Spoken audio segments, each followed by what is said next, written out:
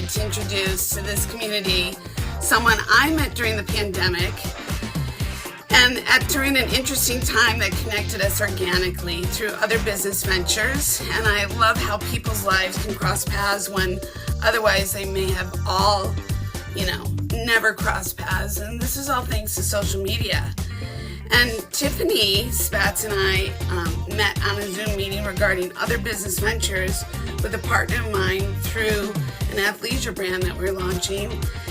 And we were talking to prospects who may have been curious to hear more, and Tiffany's presence was pleasant and welcoming, and later to find out that Tiffany is a public speaker and a celebrity couples marriage consultant, and a woman's advocate. And what I find interesting to me, and no surprise, is the cause and the effects of nearly the past 2 years worldwide, and how mental health has become a conversation that's now more public than ever. And to me, mental health is not something that people easily talk about publicly. But for somebody like myself, it's been a part of our life, my family's life, since I was a child. Not because there was anybody, that had anything extreme other than to need a third party to talk to. But in our world, it seems to be a no-no because it seems to reveal weakness or something that opens up that is supposed to stay behind closed doors. And yet, is it? Isn't it like going to a doctor for a checkup or a dentist? I mean, isn't that what one would do and to maintain all their health or their relationships with oneself or others? Hopefully, ones you know and love and live through these kind of things have a place to go. And this is why I wanted to invite Tiffany on, because I wanted to hear what your experience, Tiffany, is and your observations as a marriage consultant to celebrities and as a woman's advocate and going through the pandemic and being a woman and being a businesswoman, all the kinds of things that you've witnessed. And which is why, I was so curious to have us get together and hear your perspective and our responsibility to growing as individuals and growing our relationships and loyalty and communication and transparency and well-being and mental fragility, as well as economics and connections and goals and visions. And so I just want to get started and say hello. Hi, Felicia. Thank you for having me. It's an absolute pleasure to have you here. So, getting back to your career as we know it, I wanted to hear more on why was it that you chose the career path that you chose? Awesome. Great question. Yeah. So I'll go back to just a little bit about, my childhood. And, I had a really good childhood. But I noticed every time elementary school or junior high and high school, and as it progressed as I got older, I started to notice like a trend. I found myself in situations, even as a child, nobody's perfect. As my parents would have little disagreements, I always found myself, I always wanted to be able to not necessarily correct, but help. And it wasn't like a bad environment. It bothered me seeing people get into arguments and maybe not necessarily having the tools they need to get through that. And so growing up, I noticed myself at school at an early age. I mean, I would say, 8 or 9 years old. I would always, it was a little bit different, and I had friends, but I noticed a lot of them would come up to me on the playground, whether, at that age, it was about, oh, he's cute, or, she has attitude with me, what's going on. And I found myself at the schoolyard, helping these kids out. And, and then that went into junior high and high school as well. I found myself in high school at times during lunch break. We had kind of like in our high school, we had a little center in the whole, building of the school, and you could just relax and chill. And there's a flight of stairs that were pretty wide. And I found myself sitting there just spending time with ladies and females, and their heart breaks through their relationship. And I wasn't the type of person to have a ton of relationships. I found myself helping people through their relationships. And so I just, early on at an early age, I just loved sitting with people and helping them through whatever it was, just being that listening ear. And so I really, truly feel like I was gifted with that, just at such an early age, and having, that experience at such a young age. And I don't know, it's something that, I completely loved. And it wasn't until I, got married and had my own children that I continue to I love what I do. That's amazing, and it's great that you were, as a young woman, as a young girl, and I relate to this actually. I really strangely do, which is maybe what people have said I should get my degree, but in regards to therapy, I mean, because I was also that girl. I was also that girl who was well liked, that people entrusted, that people turned their heart to and shared. And I felt like a cross between a yenta and a kind of an intuitive, kind of healer, unconsciously. And I think that that's something that I found really lovely in connection to you. And so how long have you had your practice then as a consultant? And how did it turn into a celebrity marriage consultant position? Yeah, that's a great question. So, I've had a love for this, basically my whole life. But I would say probably around back in like 2015 is where it started to become more, I would say more, on the professional side. And, I have couples that, I would volunteer with that are more on a, like a crisis focus, where they come in going through whatever it is that they're coming through. And I'm there to provide and assess them and really give them the tools they need to be able to just gain that clarity, just to be able to move forward and just to get them back on the path, right? So, yeah. I kind of look at it as like, this is the trauma area. Like, they're bleeding, they need help, they need someone to help them to be able to not be afraid to touch that blood and what's going on, and to help them to cover it up so that they can move along and then start the work.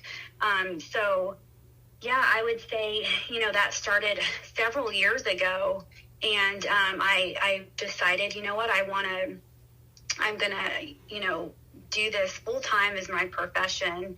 And, I would say with the celebrity thing, I've always been drawn to, the entertainment industry, and the entertainment industry it makes up a lot of people, right? It's not just the actors and actresses. I mean, there's a perfect example for you and what you do. Like, there's a lot that goes into just the entertainment industry as a whole. And I found myself having these opportunities years ago, and one thing would present itself to another. But I kind of want to go back to just why the celebrity. I just feel like, I do help, I did help people that were not celebrity, and then now it's more towards that. But yeah, it's more of like, everybody doesn't know and realize that, hey, like, everybody has issues, everybody's going through things. Nobody is perfect. And, everyone has their things that they're going through. And a lot of the times, these celebrities, they have a platform, right? Depending on what they do, they're out in the open and they're out for everybody to see. And a lot of the times it could be this negative image or this pressure that they're under, where they feel like they have to be this perfect person. And a lot of people on the outside, they look at them as they should be perfect. And so, yeah, I mean, I found myself, my heart goes out to everybody, but specifically them, because just the stress that they are put into and a lot of the hard work that they do, like they are people too. At the end of the day, despite what they do for their job, they're just as people as everybody else around them is. Mm-hmm. So going forward from 2015 to now 2020 and COVID hit, did you see a difference in the kind of work that you were doing regarding couples therapy? I would say that it's more, I think it has brought more people wanting to get help. I feel like there is still that stigma, right? And I think it really has, I mean, I know the whole COVID issue, it has brought a lot of fear in people. But then I've also seen the good in it, right? Like I've seen a lot of like families come together that you don't normally see because it's forced them to come together. But then I've also seen, marriages break up because of it. And so, yeah, I would say I would say there's a good half and half. Like it's brought people together, and then it also has split up people because, right, they have not really known how to connect because people can get so busy. And then here comes, the virus that comes in, and then it creates this thing where they are forced to get together. And, if that foundation wasn't there at the beginning, now they're forced to be able to face with what was there or what was not there. Mm-hmm. So it's very interesting. Oh, absolutely. I mean, I think that we are layered onions, and if we don't have a sense of an ability to communicate and don't have a sense of ability to connect and don't have a sense of ability to spend time building on what we thought was a foundation, and then the curtain gets pulled back and there's an awareness, consciously or unconsciously, due to detachment from time or elements of life as a whole, or through usage of alcohol or drugs or whatever the usage could be, that I think that this period of time, through also economic stress and spending time together that people maybe never have in some cases. I mean, I think that there's been people together for years and years who never spent this much time together. Maybe not even more recently, but I certainly know that in my own personal life, not that there was an issue so much as there was more time that we got to spend together. We had more dinners together during the pandemic than we've had overall in 22 years. So if we're the example of just the time we got to spend, which was amazing, and I'm so grateful and we're so grateful, but for those who weren't able to also, and woke up one day and went, who are you, let alone who am I? So don't you think that this comes back really to self-discovery? Because you can't have a relationship unless you're complete in your own relationship with yourself. Don't you agree? I agree, yeah. It goes back to that identity and knowing who you are and, who the other person is, and, coming into agreement with each other on those differences. And don't you feel that is a constant? Don't you feel self-development is the key to this, that most people don't engage with? You may show up to the gym, but you may not be actually doing self-development regarding your brain and your heart and your soul and your wishes and your purpose and your passion. Does that make sense? It does, yeah. I mean, I think self-development is huge. It's a constant work. I mean, not only are we working in ourselves, or we should be, there should always be work done in a marriage. And so it's not going to be perfect, but, I always like to say, okay, if there's not work being done, then something's going on. There should always be work being done on yourself or, as a couple together. Mm-hmm. And in regards to transparency, like, I'm curious what you find are the one or two main subjects that you end up having to help work through with your couples. Is it sex? Is it economics? Is it, loyalty? Is it communication? What do you see are the top few items that people are coming to you for? Yeah, so I would say the number one, believe it or not, the number one would probably be, I know on the outside it's usually money, it's usually economics, but in this case I would have to say communication. Communication is such a strong, powerful tool, and I would say communication, and then I would say then the third would probably be sex, and then along with that it would be loyalty.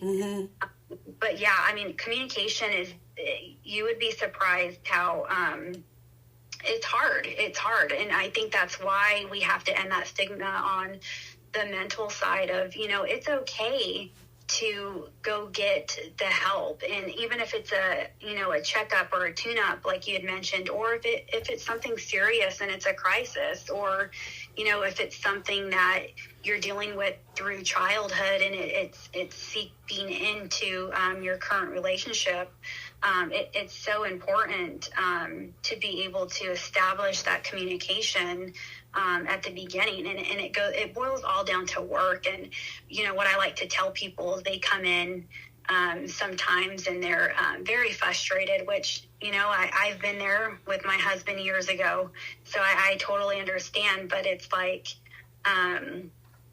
so it's just like, if there are two people that are willing to work on their relationship, it doesn't matter if one's more than the other. If they both want to, even if it's just that 0.5% or 1%, I always tell them you have 100% chance of this relationship working.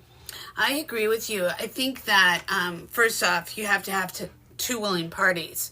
I also have always said to people, because people will be stunned at how long my husband and I have been together, which granted I'm very humbled by, and I'm very, I'm proud of it, but I don't tout it on top of a mountaintop.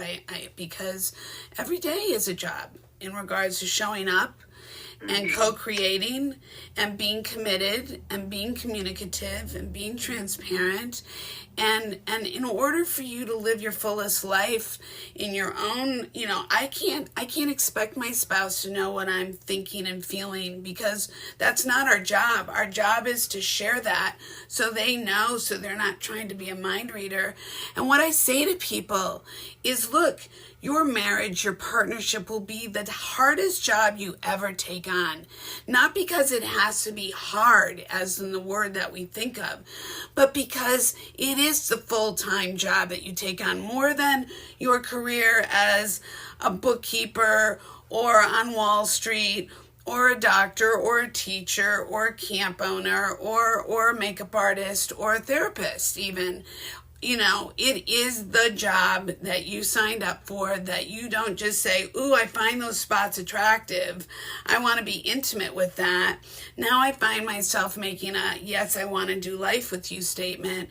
And now you go forward and all of a sudden you go, who am I with? Because you don't know who you're with in your own skin, let alone the other person. And I remember being told that, if you want to change, or if you want change to occur around you, you have to have the courage to change yourself. And you have to have the courage to do your own self-development.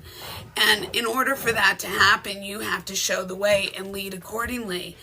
And I find that in couples, it does take a lot of courage, because we come from different backgrounds, different environments, different exposure.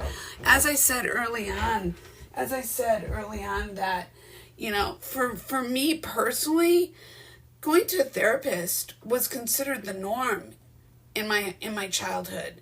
And it wasn't because of anything other than my parents needed a third party to converse in their relationship. And their relationship had its ups and downs. And definitely, though, at the same time, it was considered normalized. So it was never considered like mental health was an issue or a bad thing. So right. I've always been open to being this person, like we're having this conversation. and just being able to put it on the table. You may not like what you hear, and or vice versa, but we have to be willing to, put the bread on the table and share it to get to the, to the core issues. And no, that is being vulnerable. And not no, it's being vulnerable. Yes, it's being vulnerable, but it's the ability to say, I need, I love myself, I love you, and how do we go forward from here? And life will continuously present us with stuff.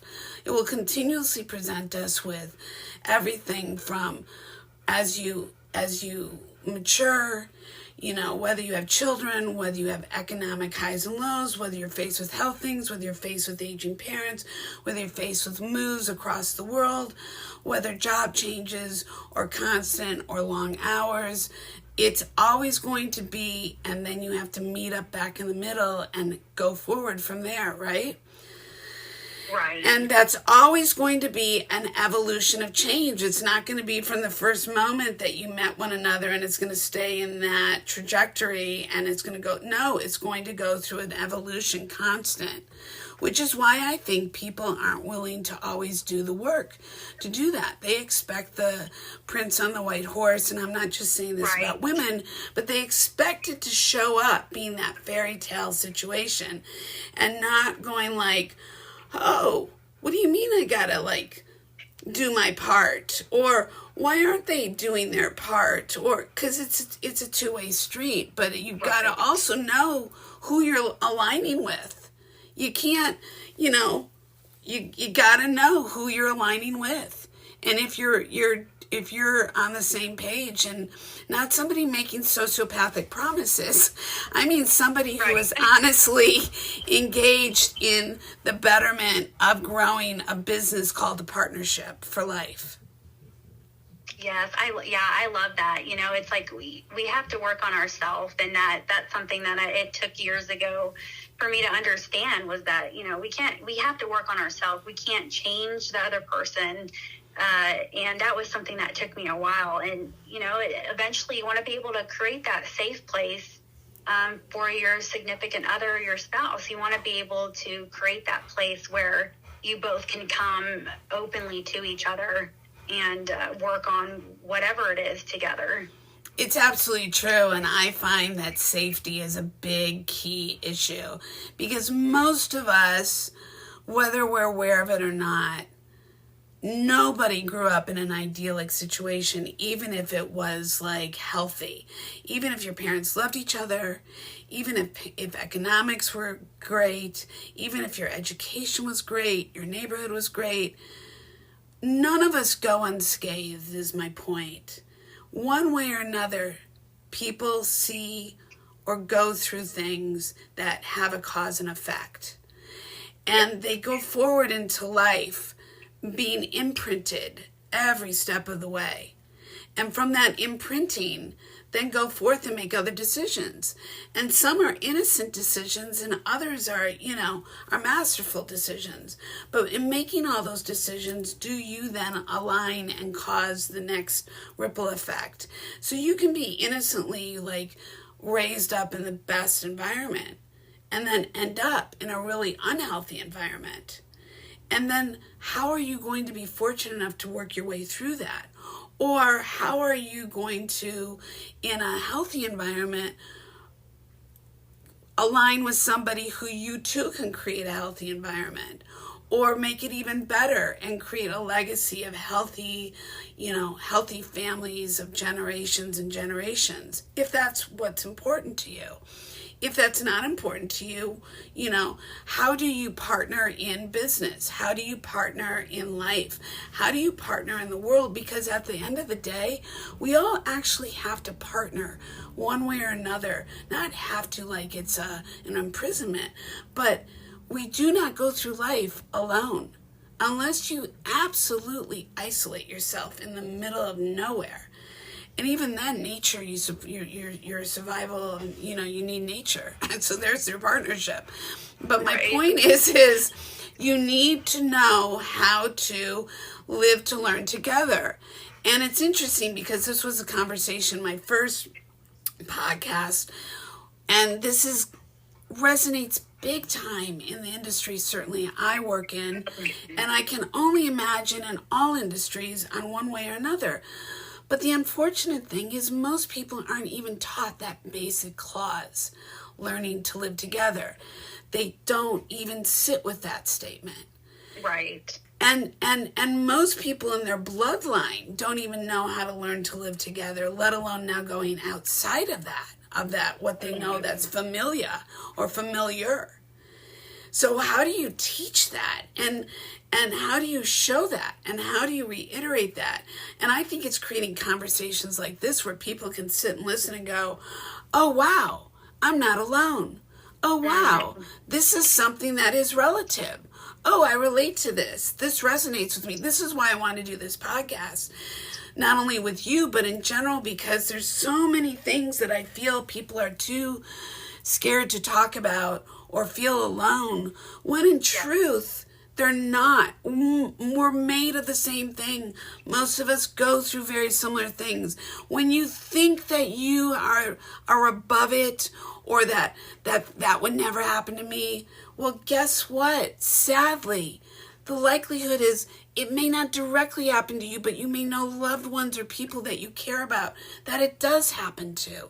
And how can you show up with your toolkit to support them while they're doing and going through those things, right? Yeah, I mean, I love that. I think a lot of the times people get caught up on, the butterfly and those butterfly feelings in the relationship, and the minute something goes wrong, which is normal, it's going to happen. I think people tend to freeze because a lot of, current hurt in the relationship that just gets, covered over, or past hurts or childhood issues. I mean, I'm pretty sure all of that comes up, and it freezes them, and they're like, you know what, I don't want to do this. Like, no, it's bringing up a little bit of those triggers, and it makes a lot of people not want to work on it. But it's, it's the first step is just knowing that, I'm not alone in this boat alone. I mean, a ton of people go through these things. Now, it might not be the same, level or, whatever, but, everybody goes through things, and it's that first step is just, accepting that, I have gone through this. I am going through this. That hurts, and being able to overcome that, just a little bit of that pride that might be there, overcoming that, and then staying focused on, okay, how can I work through this? And I know for many that's very hard. But yeah, it's there. And I think a lot of the days now is, it's hard for people, to just overcome that. But I think if more people, do that, and if more people are more vocal about, their, failures, not knowing, I mean, people don't have to be too specific, but if we can just be vulnerable, with each other, or with our close friends that we know we can respect and we trust, I think it all goes down to communication, right? And that fellowship with people, it's more powerful, to be able to just sit and talk. I mean, that's what we're human beings that were created. We love to be around people and talk. Right. But it's like, I wish we could talk about, like I said, to trusted people. I wish more of us would, have that vulnerability to be able to just discuss what's going on, because it's so rewarding seeing somebody who, you start to see the triggers, you help them through it and process it, and they realize, I'm not alone. Because a lot of the times I do hear people say, wow, I thought I was the only one that was going through this. Mm-hmm. And there's so many people on this world, and it's so crazy how, when we go through life's difficulties, it can make you feel like you're the only one. I agree with you. And it's interesting. You mentioned, trust and agreement and community and respect comes out of all that. And going back to safety. And I think that also vulnerability, all these things that we just highlighted on, I think it is so true that we have to learn to, first off, I think people have to learn to trust themselves in order to be trustworthy and to be trusting. And if they don't learn those very basic skills, whether it's because of what they've been exposed to or how they've acted in their life, can make a really toxic cause and effect. Right. So, how do you find those healthy people? Well, I think that's digging through a lot of hay to find that diamond in the rough. And I wish it were less of a description of such. I just know this from experience, and I know this more from experience in my work career than even though I feel that, even your personal life can definitely have its own. And I was going to go back to trauma, not to jump around, but trauma in life happens. Not because it has to happen, but it happens. So what do you do with that? And I believe personally, again, one of the reasons why it was so important for me to launch the Fifi Uncensored podcast was to share why somebody like me, who people very randomly will share how impressed or whatever it is that how they see it and see me and what I've accomplished. What they don't know, that I'm always willing to be open about, is, look, it's been a choice, a series of events, of choices, of getting back up and facing and walking through those things that were very, very painful. And it started at a very young age, talking about childhood, where my parents didn't have the easiest of a marriage for all sorts of reasons. They were basically an interracial couple in the 1950s. And when I say interracial, I don't mean what we know of as being black and white. I mean religious-wise, Catholic versus Judaism, and how that wasn't so kosher at that time. And though both educated, how families were just very much at each other. And then seeing them go in and out of this very stressful relationship for 20 years until they finally divorced a few days after their 20th anniversary. To no sooner, 4 months later, lose our third-generation family business. And then 1 month later, to the date of my parents' divorce, my father collapses of a heart attack at my mother's feet. And that is not to be dramatic. Those are just facts. And what do you do as a 14, 15-year-old kid with a younger sister and a little bit older brother, with a mom who is a single mother left with no life insurance, a house attached to an SBA loan, a public school teacher making $8,000, and how are we going to get through this? And it's all on my mom. And she heroically kept taking one step forward at a time. So, going back to trauma, what we were talking about, Tiffany, was people have choices in how they show up going through trauma. No, trauma is not something we go out of our way to go through. But things happen. Nobody predicted the morning of 9/11 that they were going to wake up to two towers and the Pentagon and planes being hijacked and all the things going on in the world. Perfect example, right? Mm-hmm. But there it is. Well, as I was saying earlier, my father died on 9/11/76. All those years later, little did I know that so many people who didn't understand that loss that I experienced, or any one of us experience as in loss, would feel, but collectively. Hence, like a personal support group all of a sudden. Different for different reasons, but loss, mourning, trauma. Then you go through other things in life, whether it's health related or in other relationship related, be it surviving domestic violence or divorce, or health being cancer. All these things are trauma to people. But it's how you show up with your mindset, how you show up in going forward, how you show up getting back up. And I think that is one of those reasons that people have looked to somebody like myself when they realize or hear, they're just dumbfounded. And I look at it as, what other choice did I have? That was the choice. The choice was to get up, show up, keep going. I don't know it any different.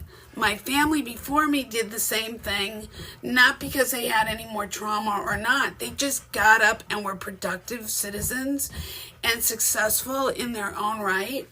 And it's a choice. It just comes down to making decisions and choices. Yeah, I mean, that's great, Felicia. Yeah, I agree. It's those little steps that are actually bigger than we think they are. And it's, you hear a lot of the times, even when I'm sitting down with somebody in a session or a couple, you hear them say, well, that's my childhood. Or you hear people even tell other people that have been through a traumatic experience of like, oh, well, just forget about it and, just forget and move on. Or that's my childhood, that's in my past, or let's just push it. And it's like, well, no, your childhood is something very important to you. No matter if it was positive or negative, it affects the way you are. And so I get people to know, like, let's talk about it. Let's talk about that childhood. Let's bring up everything that happened, because if we can get to a mental state where we're in a healthy mindset, that's where healing is going to come. And hopefully that we get to a point to where, you're not ever going to forget what happened in the past. Mm-hmm. Like, it's not going to you're not going to be able to talk about it and just, okay, it erased from my mind. It's like, no, I hear that a lot from just people on the outside, not people that I, sit down with, but you hear other people tell other people that, and you're like, no, like, you can't just forget about it. Like, it's always going to be there. And I'm trying to get people to be in a healthy mindset where those past issues or those hurts or situations or those triggers, whenever they come into mind and they pop up, to not let it consume us the way it used to, but to let those pop-ups that come up be more in a healthy mindset, and that will show over time that, where you are and how you have grown from it. And so it's like, looking in your past and being able to heal, but then also as you grow, being able to look at your past and pull out some of the positives and relate that to the now. Like, like, I went through that sucked, but you know what, it's made me this, and focusing on the positive as you heal from it. 100%, but I also think that people need to look at things as gifts and offerings, yes, as springboards to how to also be an example and an inspiration. Yeah, I love that. And I think that,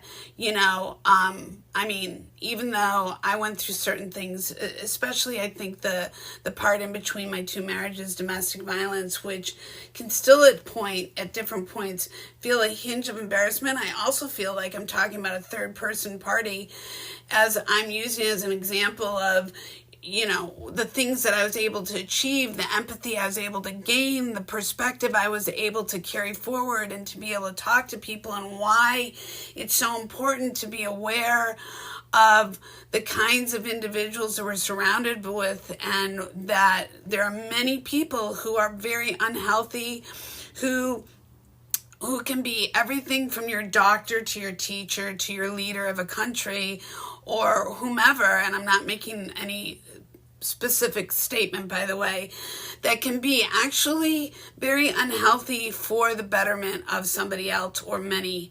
And that can be a very toxic, sociopathic, narcissistic behaviorism. And that is something that I'm not quite sure if we're bearing these kind of individuals, or they're being taught in their environments that they're being raised in, or a combination of both. Because I remember, talking about this 20 plus years ago, and people looking at me cross-eyed. And now this is a conversation that's, again, more openly spoken about, and again, tied into mental health. And where a lot of people who make crazy for a lot of other people's lives. And, and sometimes you are very blinded by this kind of situation, but I think it's a culmination of a lot of different kind of individual things that people go through if they've aligned with somebody unhealthy, or they've been faced with something that they now have to figure out how to problem solve through, be it, again, change of life.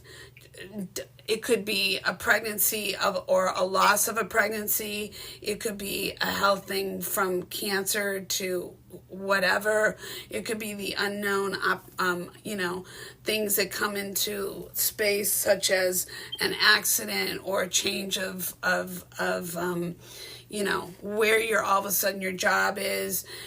There's just so many things that people get faced with. It could be the loss of an animal that for some was an emotional security blanket and went through a lot of different parts of their life, and all of a sudden now they're no longer with, and maybe was there for a source of a security blanket. They may never have had that little blankie that they carried around as a child, but this animal became that for them and now is no longer. Like, people need to know that they need to take care of their mental health. They need to know that you just don't press a button and that it's all done and over with. They need to know that they need to make a commitment to themselves. No different than showing up to the gym. No different than keeping the dinner date. No different than showing up to their job. They need to actually take care of their mental health, committed to it, in order to make a difference going forward, and however they affect or bring into their life going forward healthy outcomes. Do you agree? Yes, I agree. Yeah, and it kind of goes back to, like, if we want to be able to help others, we have to be good in ourselves. Not saying that I'm perfect. I mean, perfect example. Like, I have to make sure that I do my own self-care on myself. Mm-hmm. I have to make sure that I do that every single day, so that I can make sure that I'm good, mm-hmm. That I'm able to help those around me. Mm-hmm. Because if I'm not focused on myself and pulling out those imperfections and wanting to dig deep on them, and they hurt sometimes. I mean, I just dealt with something a few weeks ago, and I'm like, ouch, like, I knew I had this problem, but, like, it was like this red flag went off. And, my husband and I, we've worked in our relationship, and he's so sweet. Like, he helps me through, we help each other through these issues. And, we, instead of looking at each other, we always like to say, let's look at the problem. Let's not point fingers at each other. Let's grab whatever the issue is and let's dissect it together. And that comes with a lot of work. But yeah, I mean, there was something the other day and that it triggered me, and I'm like, okay, like, and I pieced it together because I've been wanting to work on this certain issue, and it was like a red flag went off, and I'm like, I got it. Okay, I finally get it, and now I'm able to work on that, and it brought so much healing. And so it's like, if I'm not willing to work on myself and provide that self-care, then, I can't help those people around me. Yeah, and I think that you said something, because it's basically like you were willing to pull back the layers of the onion that maybe in the first reveal only revealed so much, but through mm-hmm. time and circumstances, you got to maybe a little bit deeper core issue, which then right. you were able to identify and then address, and thankfully have the support of your spouse, who you've over time created trust, respect, and a safe space to be able to grow and go through that. And that is what we're talking about, is how do you create these foundations? How do you create this space to get to a better place? How do you ask for help? And how do you say, I don't have all the answers, mm-hmm. but I'm willing to find them. And who can I seek out to do that? And it's interesting. I don't know if in our past conversations I share this with you, but I think when it comes to mental health, I've always said to people, when they're choosing somebody as a third party to speak to or another party to speak with, that they need to interview people to find the right person who's going to serve them the best and help them get to that better, healthier space mentally and emotionally, and be able to move forward in their life and such. And people look at me and be like, really? Because that sounds like a lot of work. Well, isn't your life worth it? Isn't your life worth actually doing the work? Do you just go to the first? I mean, I guess some people do just go to the first dentist or the first internist. I was raised differently. And I was raised that, be willing to, pay people for a consult to see if they're suitable for you. And, right. Because it is your mental health. And your mental health, I always said, and I really learned this going through papillary thyroid cancer, your strongest muscle and strongest part of your body and organ is your mind, mm-hmm. and your mindset and how you choose to go through things. and the attitude and the perspective that you go through that with, and how therefore you solve your problems, all of which these things we've talked about. But I think it is absolutely imperative that people know that there are resources out there, such as yourself, to be able to look to, and that, finding a healthy resource is important. So are you turning to people who actually, because, as a consultant, therapist, however you like to refer yourself to, and I'll never forget this, going back to after we lost our father, and we as a family were seeing somebody that our therapist always said, look, and bear with me when I say this, but he said, remember, therapists are human beings. They're not necessarily always going to be the healthiest ones, so you really have to do the work to figure out who is best for you for that very reason. No different than a coach on a sports team is the healthiest person for all their reasons, or a teacher. Like, they're everywhere. It is really a matter of looking out and being your best advocate. And sometimes, by the way, and I'm going to really use this extreme example, but for the reasons as such, I'll never forget when I got out of safely domestic violence, and I was lucky to be alive, and I had gone through several things that don't need to get into, but I needed to find a therapist. And I did interview up to 6 people, of which 5 out of those 6 I probably could have actually been their therapist. And it's kind of unfortunate because I was in such really, it was a hard time. And I was grateful for the one person that I ended up choosing and helped me work through things and learn things. But my point is when you feel like, oh my God, that's the last thing I can do is do research when I need it now, I get it. But yes, you can. You have the power. You have the power to pull yourself up and do what it takes. And you have the power to save your marriage or your partnership with the proper tools. And you have the power to be the communicator and the person who can be loyal and be transparent and be healthy and get to a better state of being.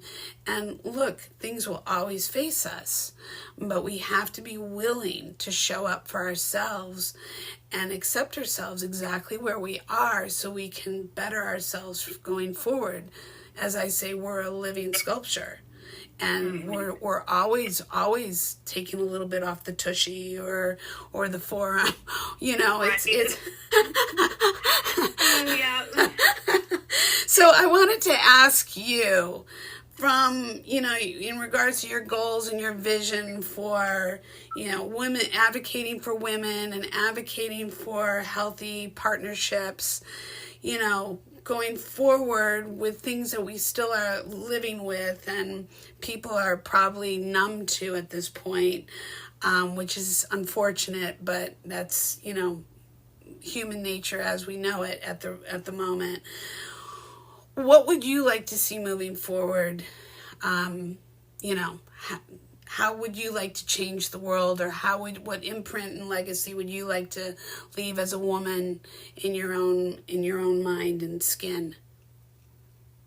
Yeah, it's like I just want to be able to be known as, even, down the road as I get old and pass away. It's like I want to be known as, that was a lady who, she stood on her morals and what she believed in, for marriage, and that it can be a happy place for people.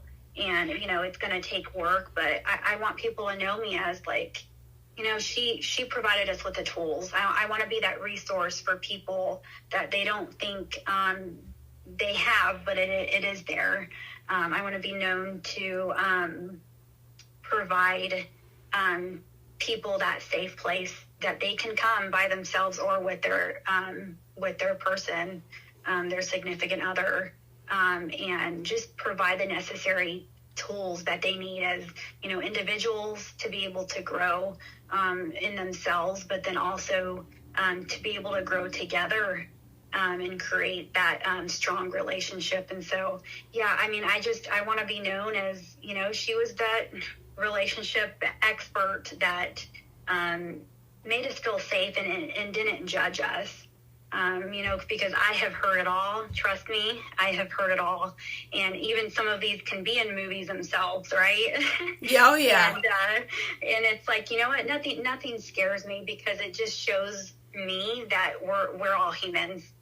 People go through things, and we shouldn't beat ourselves up. We should forgive ourselves and create that identity in ourselves. To be able to be okay with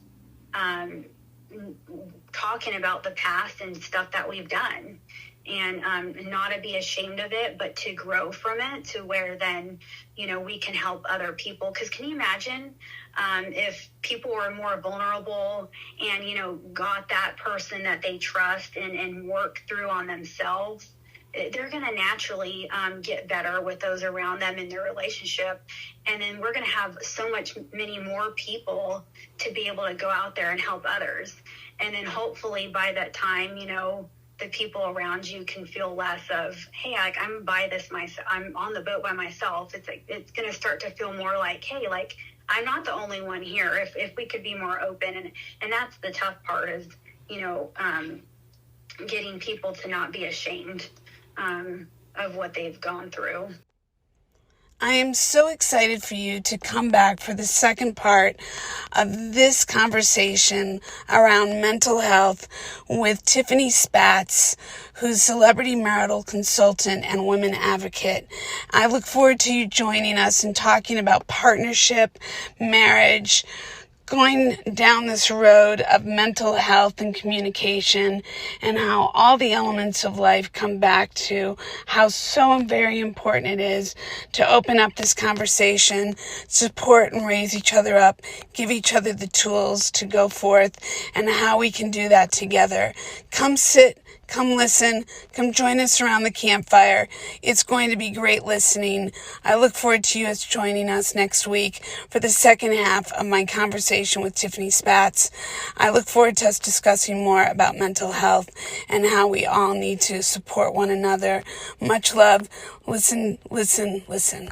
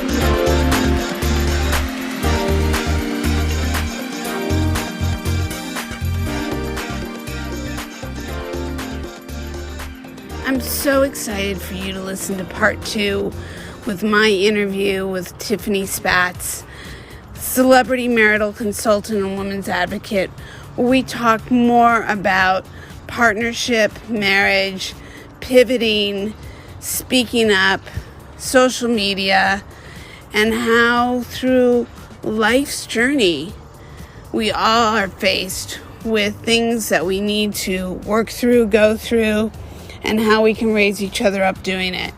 I look forward to you hearing part 2. Go back, listen to part 1 that dropped last Monday, and look forward to you connecting and sitting around the campfire, having fun listening, learning a little bit more about others and how it ties in with my life stories, bringing things to the campfire that hopefully will resonate with you. Much love, good listening, happy tears. Bye for now. I mean, I understand that celebrities have a platform because they are given a space of, coming into people's living rooms for whatever they've done, be it in sports or in movies and film. And I think that, in the more recent times, we got to see things because of, I don't know if it was a combination of the pandemic or how we were viewing things, or how we were interacting with one another in more isolated forms. But I definitely think that mental health got more of a public platform to help people see that if these people were willing to express and were going through, and they weren't the idyllic image that I thought they were, sitting here in my living room by myself, that I too can see that I can be open to the possibility of sharing my pain and finding that source. And the first way, as we've spoken, is to be willing to speak it out, to speak it up, to speak up and speak it out, and to find those tools, and to know that life is not about a perfect image. I know in social media we all are seeing individuals presenting themselves as such, and therefore there's not room for most of us, because if you don't look a certain way, act a certain way, have a certain amount of money, are promoting something, or live a certain life that people think, oh, well, she lives here and I live here, and oh my God, we're the same age, but we look different, or they've economically achieved because they've got this title. No. None of that matters, people. None of that is real. This is all an illusion, for God's sake. I mean, it's truly that. And again, I'll never forget a therapist saying that to me. All these things we talk about technically are all illusions. And I know that's a very weird concept when people are probably at church right now, praying to God or believing in what they believe in. And I don't expect you to understand, or not understand, but I don't expect people to get on that illusion, cart, so to speak, and drive that down the race car lane. But it really is, at the end of the day, I mean, it's really how we leave people feeling more than anything, and the impact that we make on them that way. The words that we speak to one another, the power of those words that we speak to one another, the way we hold each other accountable, the way we hold each other in judgment, the way we continue to manifest unnecessary gossip, or the way that we can raise each other up. And, how do we go through life doing the best job that we can to be authentic, accountable, responsible, be able to look at ourselves in the mirror, to treat others as we would want to be treated, to come into the world with being kind and not being violent, to be loving and caring and water the flowers that we are, and to be the pillars to one another that holds each other up like the most stable foundational architectural structure that we could ever dream to be. And that to me is like what we as human beings need to do with one another. As they say, one hand does not wash itself, it needs another to wash it. Right. And it's not just right.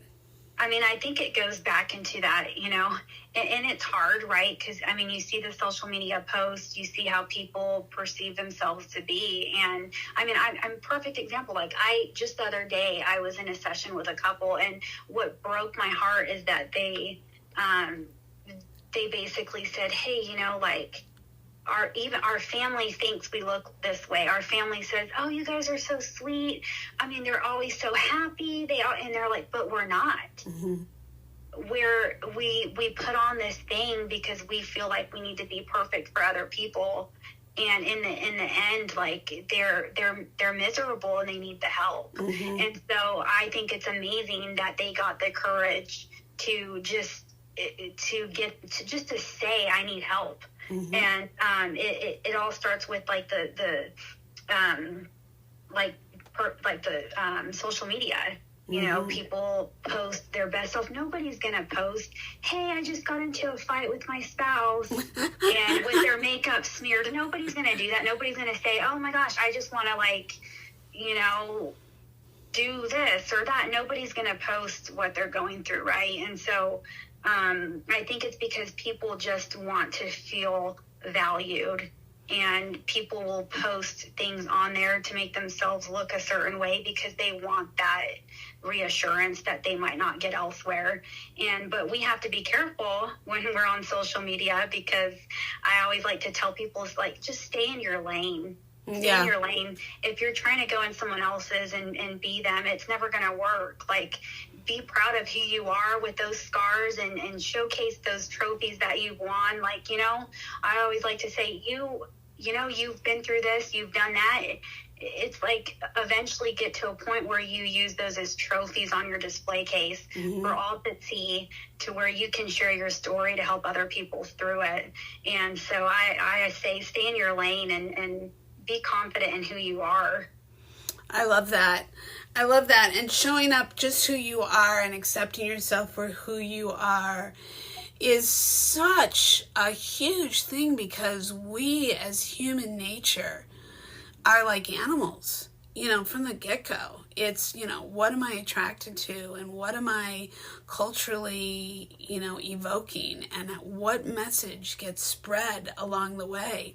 And each culture and each family unit has these statements that are constantly being reiterated within, you know, behind closed doors, that form us to make us think that we're not good enough or we're better than the next, or, you know, what have you. And then we go out into the world and repeat that and you know, and then repeat that times a ripple effect, because we align with either those who are walking around who are ego cocky maniacs, or who are people who, you know, feel victimized, or who are people who don't think that they fit in, or that aren't made to feel like they fit in or accepted.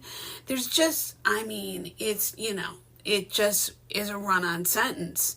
And it really starts with ourselves, but it also starts on such a bigger human space. I mean, we as women alone know that there are so many things that in the world as we know it, and look at, we're born in the United States of America.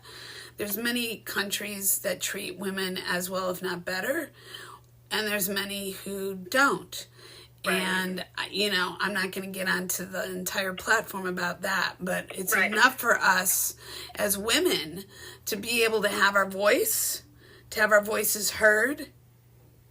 So before technology shut down my iPad, I think this is the perfect example of how do you face life. You got to roll with the punches. I think this is exactly the way you gotta. I think this is the joke of technology this morning as a perfect example of, don't sweat the small stuff. Oh, your computer just shut off right in the middle of your interview. Just turn it back on and keep recording. So, and I hope that your producers don't go crazy trying to edit it all together. Yeah, it goes back to what we've been talking about, like, focus on ourselves, accept whatever has happened, and we got to work. Like, in this case, technology. That's right. And how do you go about solving a problem? You know, how do you go about assessing a situation and going, how do I come through that door? How do I take a deep breath? And what part can I participate? What part do I need my other partner, or whatever that partner may be, in marriage, in life, in business, whatever. But how can I do my part to solve the problem? And then if I need others, you know, can I solve the problem for all of us, or can I do it as a community but being a good leader? And how can I do it in a way that allows me to be somebody that brings value to the table? And I think that is another thing, is that how do we bring value? How do we show up being for one another? Do we expect it all to be done for ourselves? I certainly know plenty of people like that who have had everything taken care of for them. And I work with people like that. And being somebody who's pretty much come from the other angle of that, I find myself having to take a very deep breath, because I do look at people as human beings. I don't look at them as the titles that they have, but I also know that we're in a business. I mean, I happen to be in a business, and you work on the exterior part of that business, and I don't mean that in a different sort of category. I mean that being in that realm firsthand is pretty... It's an interesting road in and of itself, but it's also, no one individual is the same, and no one individual comes from the same background as the next, be it economics and environment, be it education, be it where they lived, how they lived, who they were raised by. But I definitely think that some people have to toe their own, and some people learn to lead and teach others how to do it collectively as a community, and some others go through it as, well, you can just take care of me hand over foot. Right, yeah. And I think that is relative to relationships. It is, yeah. I mean, it's equal. We do have to work on ourselves, but then there's going to be a time where, depending on the situation, where you might have to sacrifice here and there. And it starts with women are very emotional, and men, they're not quite as emotional. Like, just knowing the difference between the two, that doesn't come easy for some. Like, you have to teach, look, like, men and women, they're completely different. And so it's like, it goes back to that, right? How do we teach the man how to, care for the woman in this frustrating moment? Like, sometimes women, we just want the men to just hold the trash can and let us throw up in it. I don't want you to do anything else. Like, I just want you to listen to me. And that's a lot, in relationships, that's where it kind of goes, on the deep end, or people get frustrated, is because they just don't feel like the communication's there, or they don't feel like the other person knows or understands what they're going through. Or, you do have one person that's like, you know what, it's not me, it's all you. And so it's like knowing to fill up that emotional love tank for her, and hearing what she has to say. And then once you can emotionally, fill each other up, that's where the logic comes in. That's where you're not working on the emotions. You can begin that communication and work together. And it's a slow process, but it's neat when you finally get people to connect with each other. And you're right, sometimes it's not all about ourselves. It takes two. Right. And don't you think it's because, I didn't mean to cut you off, don't you think it's because people, in many cases, don't, and they feel this way, whether they are actually having this happen or not, don't like confrontation. And so they don't like to be confronted about something that doesn't maybe in the moment feel good. Like, I'm sharing with you that I don't like the way you handled that or you treated me. That to them is a confrontation. Yeah. And that's going to put them in a defense position.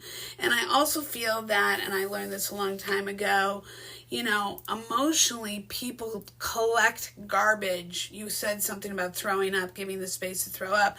People collect emotional garbage, and then all of a sudden can no longer take it, and like a volcano, throw it up, versus deal with things as the things come up, which for some may feel confrontational. But if we had the tools to know how to communicate, and we felt safe to be able to do it, and some people do it better than others.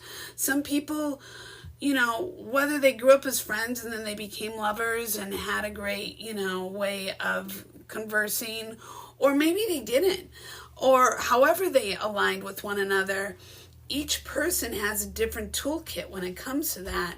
And the bottom line is not having a garbage pail full of emotional bullshit, but being able to share as it comes up, if it is something that is, doesn't feel good or doesn't feel right or doesn't fit well with you in the moment, and how can you adjust it accordingly that you both benefit from in order to be your best self and your best version for the other. Yeah, and I think it goes back to is, how are we presenting that frustration to the other person? Mm-hmm. There is going to be a lot of frustration. Someone might be totally, pissed off about an issue, but it's like getting yourself to control yourself in that environment to where you can create that safe place. There's a lot of times where people just, you did this, you did that, how dare you, which is great. Like, yes, you should be frustrated about that. That is very annoying or whatever they went through.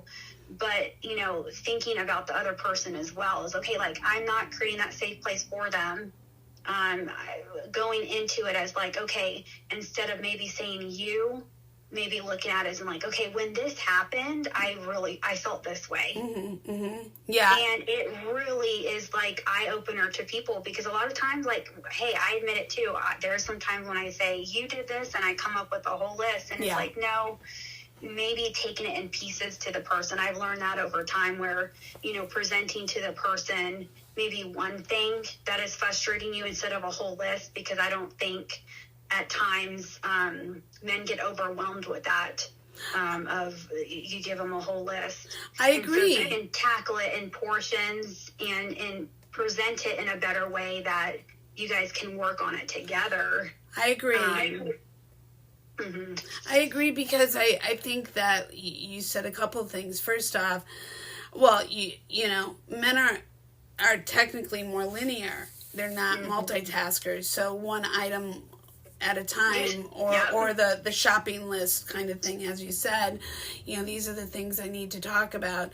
But it isn't about the you, because the you immediately does put it in defense. Now, I think that if you find yourself over a period of time not being heard as you've been bringing things up, and you get to that place where it's like, oh my God, do you not get it that this has been collectively, I've been telling you, and you've not been listening to me?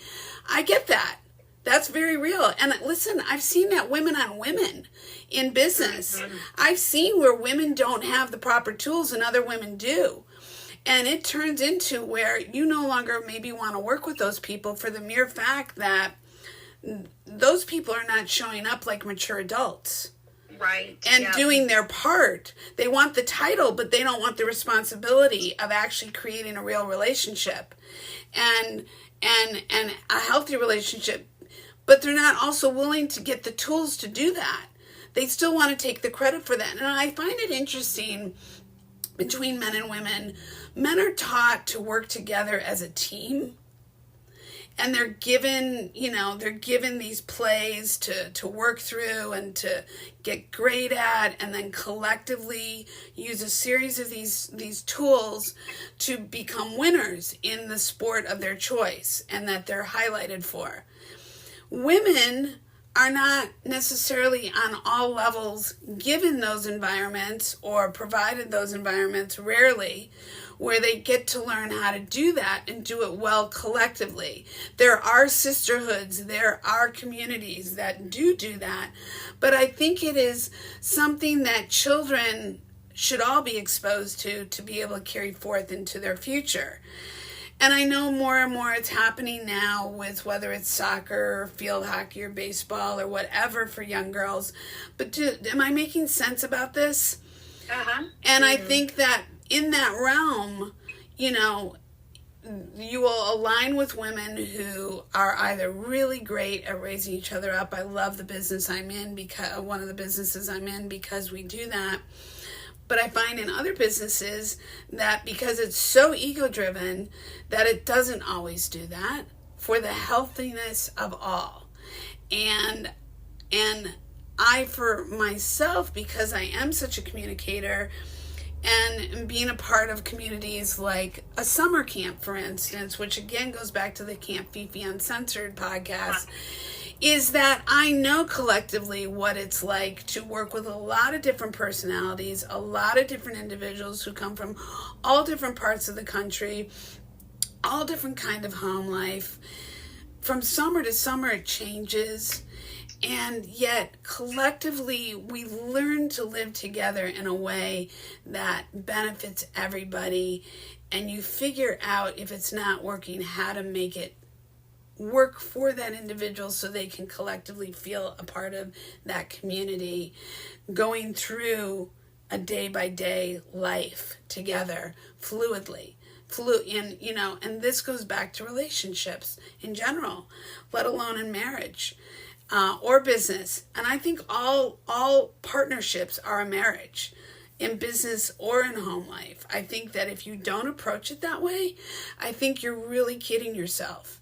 So I think this is a much bigger conversation than just the marriage consulting aspect of things that people are going to compartmentalize in this conversation, if that makes sense.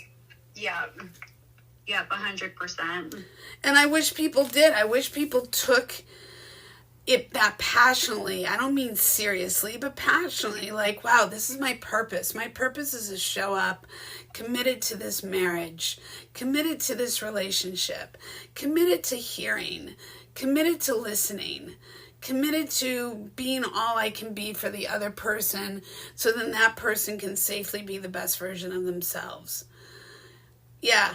I think that maybe to some seems really idealistic, but I think that that's what it takes, personally.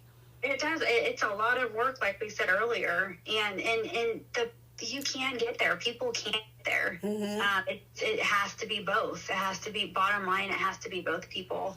And yeah, I think like the last words you just said, it's, if you work on it equally together, you can have something amazing. You can actually experience the way that that team is supposed to be, and it could be something really powerful, amazingly so, and something to really be proud of. And I think that for all of us, if we need illustrations on how we go about doing that, whether it was how you had to show up and practice your piano lessons, or you had to show up and learn how to get back on a bike and learn how to ride a bike, or how you became that award-winning, in sports or in your education, it wasn't because you just showed up one day and it just was.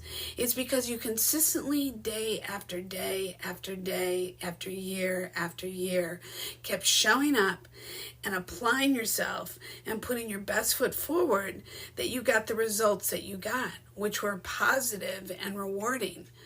And that's the same application that you have to live through and go through and apply to be in a healthy relationship, partnership, business-wise, personally, in all aspects of your life. And it is ever, ever applied and growing, that never ends. And it's up to each one of us to do our part, I think. Yeah, I agree. It's kind of like I had that little vision of like, a rocky mountain, and you have the couple going up of it, and it's rocky, right? One of the person, they might fall down, but you can envision almost like the other person helping the other person up, and you wouldn't necessarily push that person down the hill because just 5 seconds ago you fell and they were helping you up. And if you both together can hold on to each other and go up, it actually can be fun at times. And the easier it'll get to overcome those hurdles that might be there. And so I like talking about this because it's such a huge issue with just the communication and being a team. And just knowing that other people are in it too. It's not just yourself or not just your relationship. There's other people going up that mountain just as strong as you are. 100%. And it's so interesting when you said you don't push somebody down when they're having a hard time. That really, like, you couldn't see me, but it kind of my shoulders shuddered because it's just auditorily hearing that. Did I get the vision of the, climbing the Rocky Mountain? And I thought, no, I use this phrase a lot. If this was your child, what would you do? And we wouldn't treat, knock wood, our children this way. Nor would we want our child treated this way. So why do we do unto others this crap or unwillingness to be heard? Would you, and I get as a parent, even though I didn't get to be a parent in that way, it's got to be challenging. But at the same time, this is what you wanted, or you said yes to, or saw through, and God willing, the miracles, you were blessed with. But from the time you're a child, being heard and being grown and being formulated and being sculpted into the adult you become, and then you replicate going forward, is so impactful to this. Would you push somebody down when they're having a tough time? Would you want that for your kid in the playground? No. Would you want them to be bullied? No.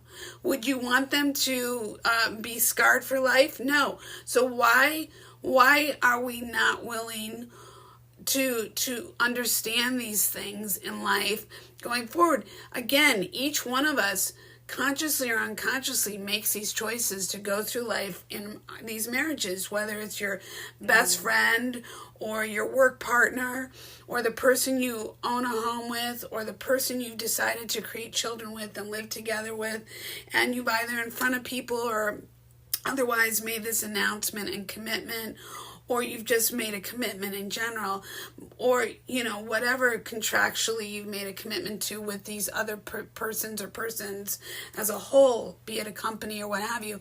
These are marriages. These are partnerships. These are, how we as CEOs of companies and CEOs of our households need to take a look at and say, if we need help, how do we support one another to be the best emotional, foundational, sound space that we can be to be the best versions of ourselves individually and collectively? How do we do that through all the things that we've lived through, are living through, and are going to live through? Yeah, no, I kind of want to also touch just very quickly on I don't know I don't think I said this earlier, but I mean, you're exactly right in helping each other up and creating the best that you can be, but also knowing that, if you're in a relationship that's not okay, you don't have to be that doormat. You don't have to be walked on. You don't have to, feel like, oh, I need to make this last because, I said I do or whatever. Being, well, I guess I'm just going to say it. Being abused, this is Camp Fifi, right? Being abused or being pushed on or walked on or being a doormat is never okay. And so it's getting that help, whatever you're going through, seeking out that help is something that you should do. I agree completely. And when you are in a toxic relationship, know that your gut knows. Know that when you're not in a healthy space. Know that, as you said, being a doormat, being abused emotionally, physically, verbally, is not okay. This is Domestic Month Awareness, and the month of Domestic Violence Awareness, and being heard and being believed, I know, can be challenging because people do not want to be confronted with other people's strife or other people's woes behind closed doors. I know, I lived it firsthand. And I saw a lot of people turn their heads, and I saw a lot of people walk away. And not that it was their responsibility, but it was really interesting to see who stood by and who didn't. And I went through something that I'm lucky to be here all these years later to be able to talk about, and not because I love talking about it, but because I do want to be of inspiration to say, this can happen behind closed doors with the person that you're intimate with, or this can happen behind closed doors with the people that you're working side by side with. And people need to know that if you have turned over every corner and you realize that this really is an unhealthy space, and this is no longer healthy for your mental state, your physical state, your safety on every level, you need to get away. And you need to know that you need to have the courage and you need to have the support to do that. And sometimes you have to do it, even being willing to do it by yourself in order to get to the other side. I know that may sound very lonely, but the bottom line is you're never supposed to be in an unsafe, unhealthy environment. And Tiffany is right. This is the space to be able to discuss this stuff, and this is also the space to say, standing up for yourself and what you believe in is completely supported here, because I actually worked while going through this, and I saw how people, even years later, acted and said things that you would never say to somebody who survived domestic violence or went through an abusive situation in a workplace. And I've had to go through, and I've gone through both in both spaces. And I'm here to say I would never engage with these people ever again. And they may or may not know who they are, and it really doesn't matter. The point is I know that I didn't get into this career to do anything but to make a positive impact and being a visual storyteller. And I did not make a choice to be around unhealthy people in order to do that, and nor will I. And that obviously holds true in my own household. And I would wish to God that people would have enough sensibility and know that all they have to do is to take the steps to move forward, to get out safely, be it leaving a job or leaving a home, and to do it in a way that they come out on the other end and they see that they're here for greater good. Yes, absolutely. So on that note, with mental fragility that is still very much in the air, that has created a lot of, division, ironically, in our world, let alone in our backyards, which, one way or another could be affecting relationships on all levels, in families, in business, what have you. I'm just curious what you're saying to couples at this point, because even curiously right now, we're definitely going through some challenges, even in the entertainment industry, with voting for a vote for strike authorization, which will only, we'll have answers very quickly here, but people are going through a lot of uncertainty, staying safe and healthy, economically having cash flow, staying connected, not being exhausted, realizing that there's more to life than maybe what they've been doing, but how do you make those transitions or infiltrate or integrate that rather into what they already know? Just with the pandemic alone, there's mental fragility, keeping yourself healthy. Every state, every city is mandated in different ways. You're in Texas, I'm in California. A perfect example of very, very different approaches and very different belief systems, and different practices, and what's keeping people either together or divided. And we in the entertainment industry are being very much having, in order to go back and to economically get this industry back up on its feet, have gone back under mandates of lots of testing, lots of surveys, constant wearing of masks and goggles and shields, and doing this for not 8 hours a day, but 10, 12, 14, 16 hour days, and doing it in ways that, because one of the things that kept people afloat during the pandemic was being able to turn on their TV and stream.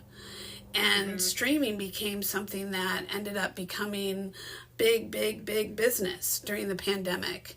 And we as, individuals, went from being at our home to needing and wanting to get back to work, not only just to make money, but also to keep our medical insurance and do all these things that add a lot of stress to relationships.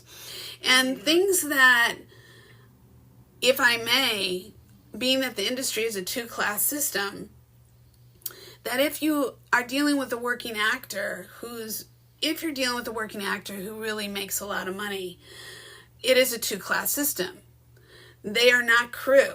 They are the actors. They make a very different living. They're sitting on millions and millions of dollars versus an hourly wage earner. Right. And when you got somebody in 8 days making hundreds of thousands of dollars in some cases versus somebody who's lucky to make a couple of $1,000s after 80 hours a week of a work week, and that's before taxes. And that may seem like a lot to the rest of the world, but when you're talking about, you're basically working 2 and 3 jobs compared to the rest of the world in order to do this, and you're barely being able to function, and yet you're coming back every 8, 9, if you're lucky, 10 hours. And so this puts a lot of stress on relationships. And if you're dealing with celebrity marriages, so to speak, and I know that that's an umbrella statement on your part, but when people hear that, they think you're talking about certain people. And I don't know who you're effectively talking about because it's none of my business, because that's a private situation. But I think that there are people who perform in front of the camera who have more of a sensitivity, but at the end of the day, I think if you've never struggled financially or ever struggled emotionally, or you have, but you've now are making a certain amount of money, there tends to be a sense of, well, I've got mine. Or there tends to be a sense of, well, I'm good. And I've heard this said by people I've worked with. And it's like shocking to me, because I think it's very, very telling on who they are as characters in their own life and in their own skin, and their sense of not understanding and being empathetic to the people who work really difficult time commitments to not be at their son's baseball game, or not be at their child's ballet rehearsal, or not be able to attend their parents' funeral, or what have you. But I think that, in relationship, in these quote-unquote marriages, people go through a lot of stress trying to keep things together, keep the mortgage paid, keep the insurance paid for, that hopefully we get to keep and hopefully we get to have under the circumstances. And what I referenced to before is we're right now in a period of time, not only on top of the pandemic, but because our unions are working under contracts that no longer exist, that have expired, that makes it even more stressful, because, contractually they were trying to get us back to work and only have us working X amount of hours a day, which was 10 hours, to keep us healthy, to keep us safe. And instead, most productions have not held to that.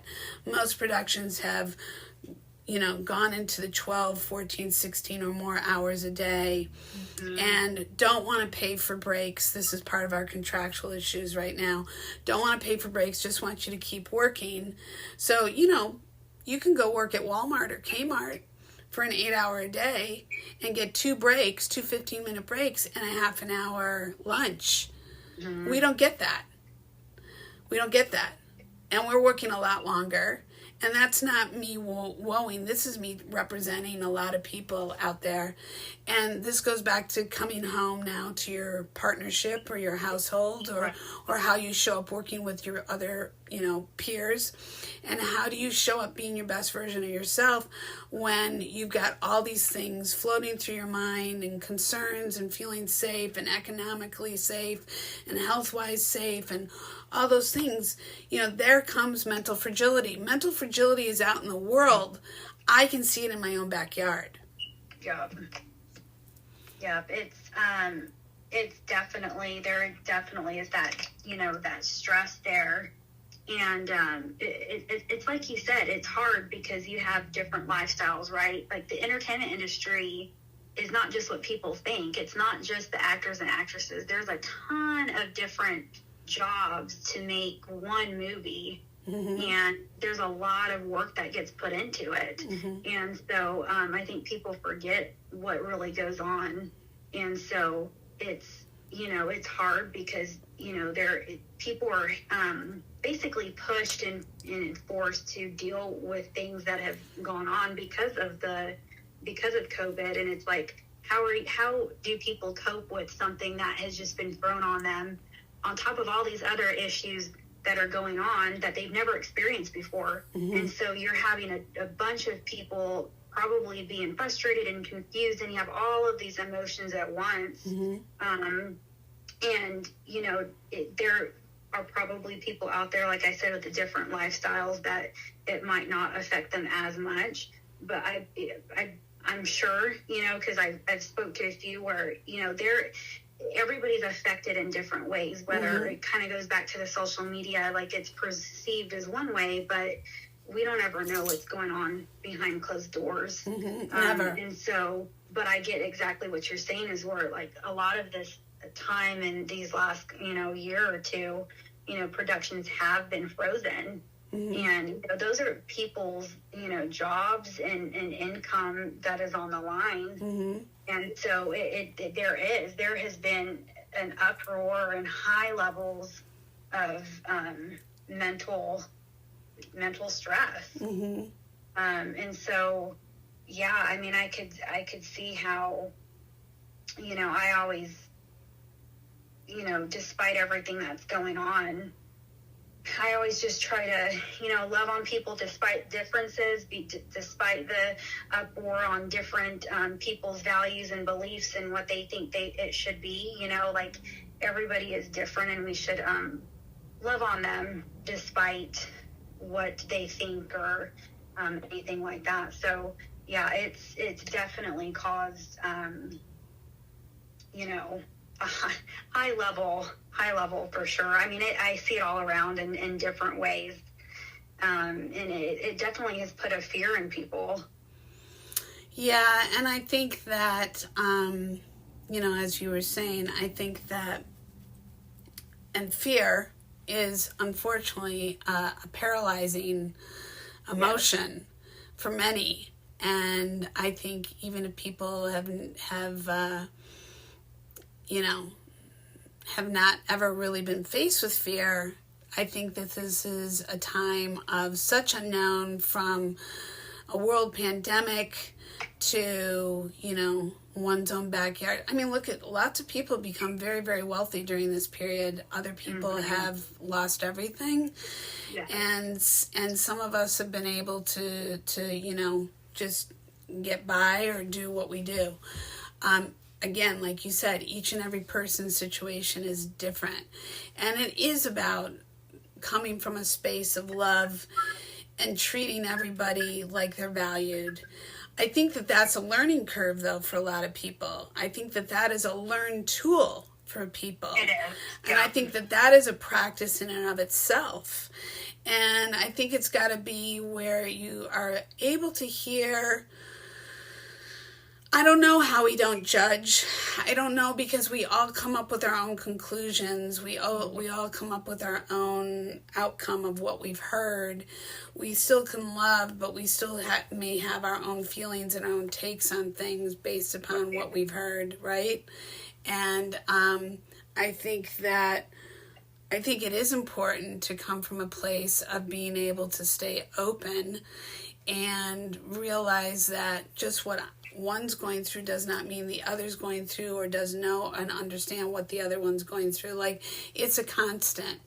But that's why, I did learn the term, you never know what goes on behind closed doors during domestic violence, ironically. But it is an applicable thing on all levels in all cases. You do not know. But I do also think that we have to be very aware of the fact that people do go through things. People are going through things. People are, in some cases, too afraid to speak up. People, and when I say afraid to speak up, I'm not talking about abuse. I'm talking about that they're losing their medical insurance, that they can't pay their mortgage, that they're embarrassed by that they don't want to, that they can't now their child, needs health care. How are they going to manage that? How are they going to go back to school and take care of their child? Like, there's just so many endless amounts of things. And I think that it all leans into the emotional fragility that people have carried forward, especially in these last 2 years. Whatever they came into it with, they've come out of it probably with more baggage than not, actually. Mm-hmm. Yeah, and they're just not aware of it. Or if they're aware of it, they don't even know how to go about managing it, because they're either now too busy trying to just make ends meet, or they're too busy trying to solve their own problems, or they're too busy just stuck in their own heads. Yeah.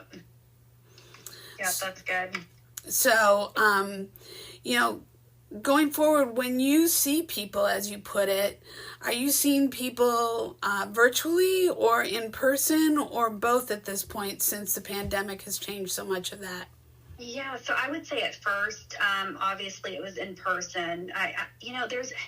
There's just, I love being in person. Mm-hmm. It's like, I know I love how I'm not against technology changing or anything. I think it's great that we have telehealth. We can connect with people more, but there's just something about being in front of people. Mm-hmm. I love to be able to take a spin on, whether I go speak somewhere at a small event. Like you said, I'm based in Texas. This mm-hmm. is my hub. Mm-hmm. But I love to be able to go and speak, whatever it is that I'm doing over there. But I love to be outdoors. And so some of the times, whether I'm meeting in person, I love to be able to meet just in nature and outside. I love sometimes that. You can just, really, I don't know. It creates this peace when you're meeting with people face to face, and then also outside in nature. And so I love being able to do that. But now, yes, since the virus broke out, I have been doing more telehealth, but then I am picking back up more in-person things as well. So that's nice, because I don't know, I just like being in front of people. It's different, and then you don't have to deal with all the glitches. And all of that too. So I don't know what you're talking about, Tiffany. Oh, no. No, I think everything you just touched on right now is absolutely relevant. First off, who does not love, being able to see in person, be able to look in people's eyes, being able to, shake their hand or give them a hug or hold their hand and pass them a tissue and actually be integrative that way. Right. What I love about what you said about meeting outside or in nature, again, this goes back to my podcast, Come Sit Around the Campfire, and show up, being your truth and being yourself and letting your hair down, because where else are you going to be your purest self than in the middle of nature? And I think that does allow for people to really just let their guard down and just get into that quiet space for certain. And I think that that's a really amazing way of approaching things. And I also think that, thank God for telehealth. Thank God that we're able to reach more people now, because now people feel like, especially because they are, no pun intended, so wired and so attached to technology, but that it's actually a feasible tool that allows, look at you and I would never have connected, as I said at the very beginning. We would have never connected if it weren't for social media. Right. And the power of that cannot be dismissed.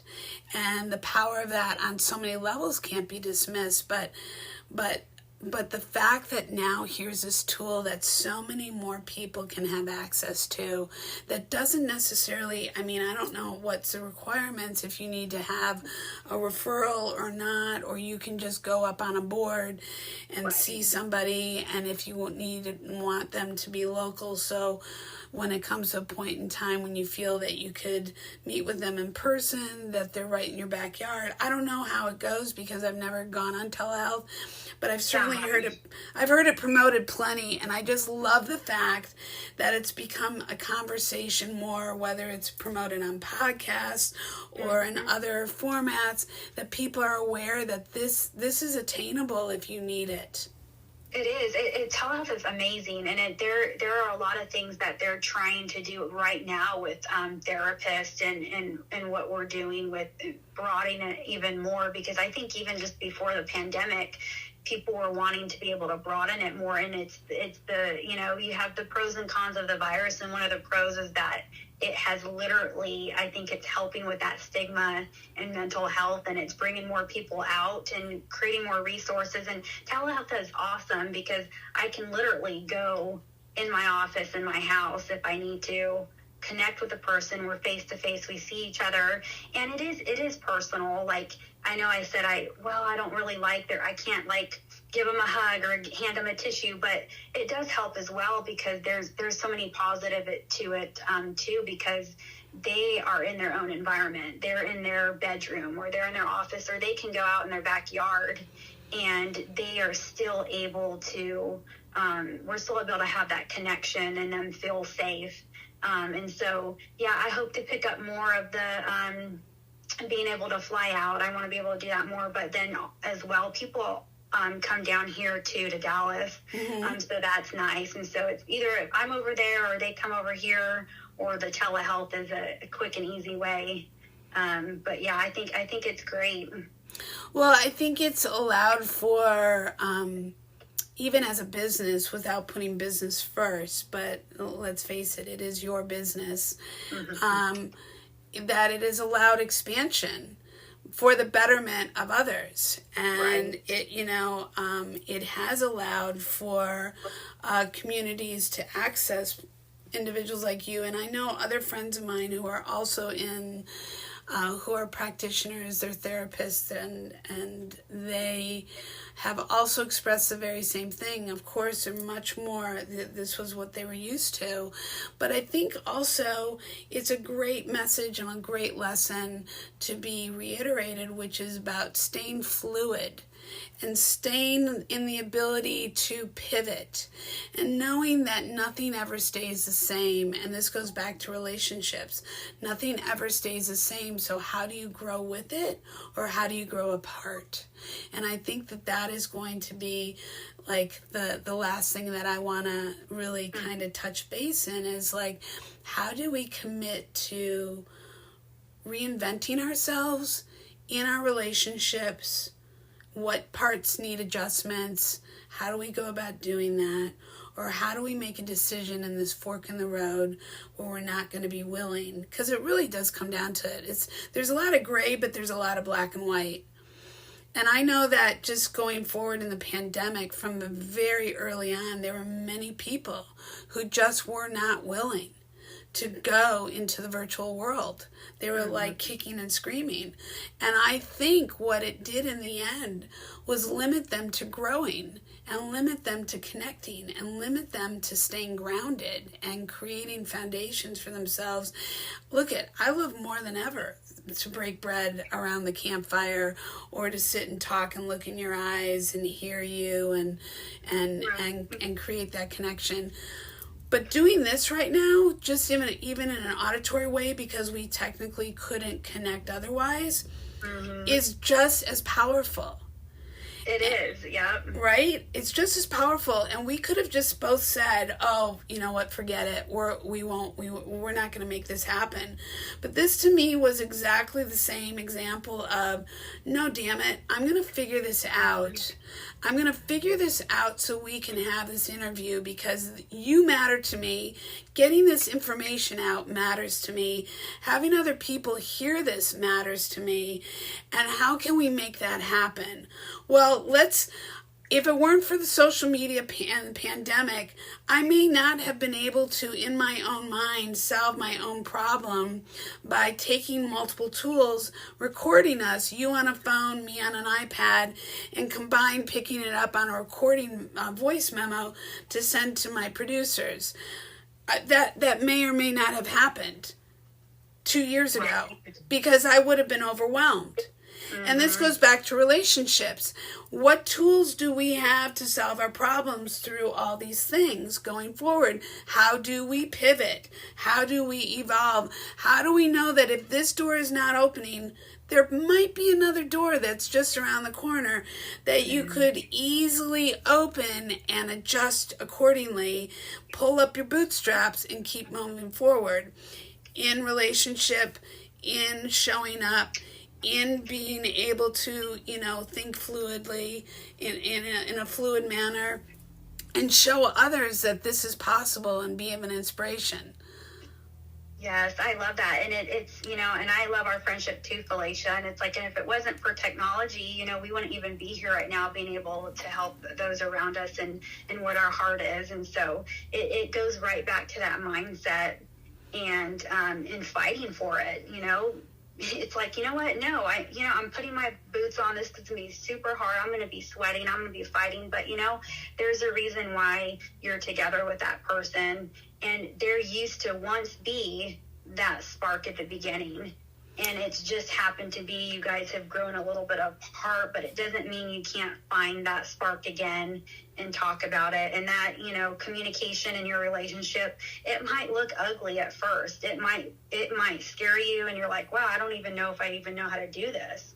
But it takes that vulnerability like we talked about and coming together to fight for it. And it might be ugly. It might not sound good. We might fight with each other a little bit, but it'll soon develop over time and get better.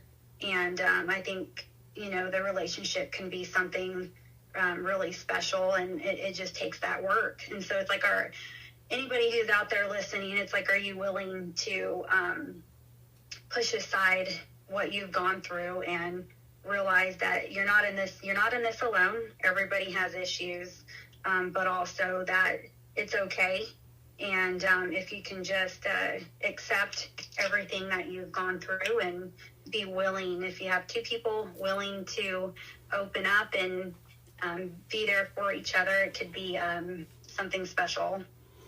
Well, I love everything you just said, Tiffany, and it is the willingness. I think it's again, the reason why I wanted to be a part of this platform is because I love people. I love giving people the opportunity to be heard. I love the opportunity to be able to share my perspective in the process of different subjects.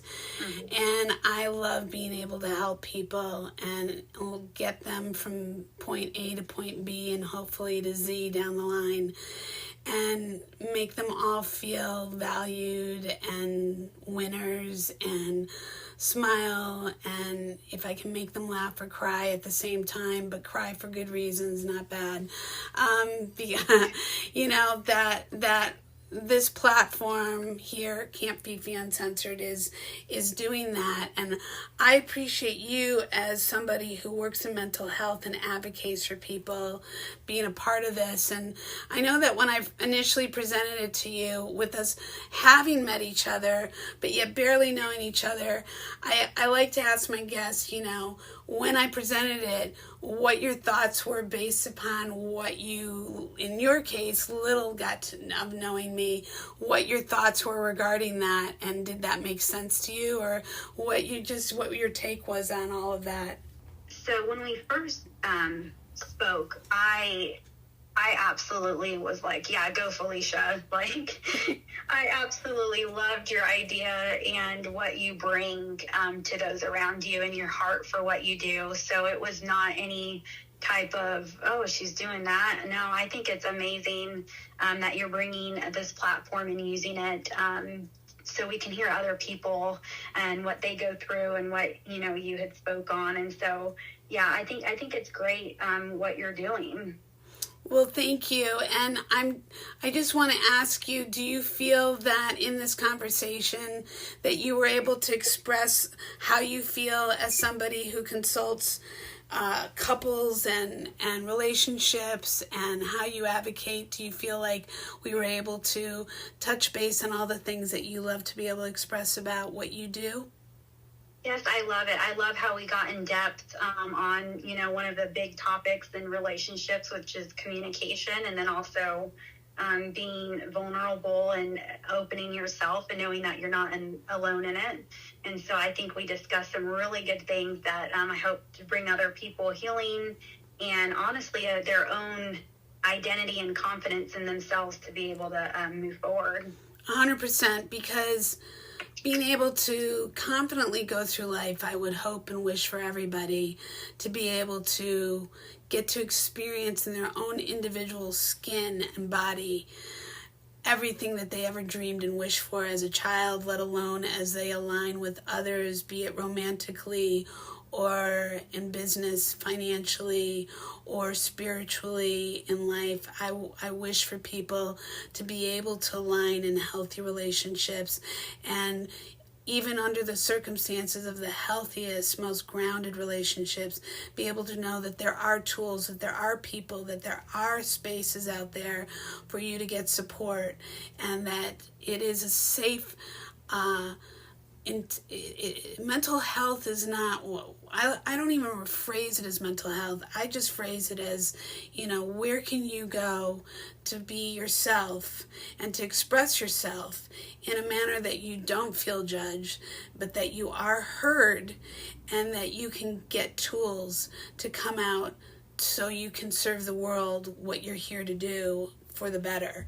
And when I say serve the world, being the best version of yourself, not being a servant, but being the best version of yourself and rising up so you can inspire so many along the way that you may or may not even know need to hear your story and need to, be able to hear your story. It's something that may resonate inside of them and give them the courage to step outside of their own fears and their own intimidating circumstances that will give them the tools to pull themselves up. And that's what I'm hoping that this conversation did. And if people are looking for somebody like yourself, Tiffany, where can they find you? So I am more on Instagram. So you can find me at, Tiffany Spatz _ I believe what it is on Instagram. But yeah, it's Tiffany _ Spatz, SPATZ. And you can find me there as well. And then there's also a link on Instagram where you can find me. And there's a link to my Empowered Marriages is what basically my business and what I do for the entertainment industry. So yeah, I would love to connect through Instagram. And so, yeah, I really look forward to this morning, Felicia, and I loved how we were able to just speak about this. Me too. It's been really just such a treat to spend these last almost 2 hours together, ebbing and flowing through technology and expression and experience and your expertise and my perspective. And it's been just a real joy. I'm really, really thankful to you and your time. And I look forward to us continuing to be able to do more of the same. Yes, Felicia, same to you. I love this and love that, we just connected and we know each other and we can continue to develop it. And thank you so much for having me. Such a pleasure. Have a wonderful Sunday. Same to you. Have a great day. Bye for now. So thank you so much for listening to this amazing, wonderful last couple hours. I know I love to be able to do these things on Zoom.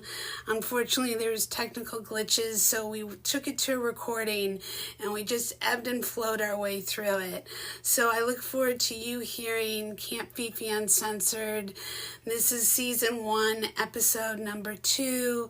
And thank you so much for being a part of this, sitting around the campfire, joining us and listening to what is possible when it comes to mental health and how you too can get the tools to live your best version of your life. Thank you so much.